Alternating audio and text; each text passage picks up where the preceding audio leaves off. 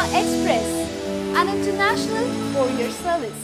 అందరికీ తెలిసిందే బాలయ్య జూనియర్ ఎన్టీఆర్ మధ్య అంతగా సఖ్యత లేదని. అయినా బాబాయ్ మీద గౌరవంతోనే ఉంటాడు జూనియర్. అంతేకాదు తన సినిమా బాబాయ్ సినిమా క్లాష్ కాకుండా కూడా చూసుకుంటాడు. కనీసం ఓ నెలైనా గ్యాప్ ఉండేలా చూసుకుంటాడు.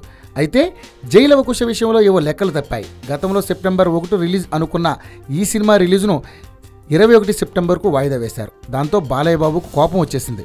ఎందుకంటే కరెక్ట్గా 29 సెప్టెంబర్న Balayya Babu cinema Paisa Vasool ready to release. ఈ సమయంలో జూనియర్ ఇలా తన సినిమాను వారం గ్యాప్ మాత్రమే ఉండేలా ఎలా రిలీజ్ చేస్తాడని ఫైర్ అయినట్లు సమాచారం.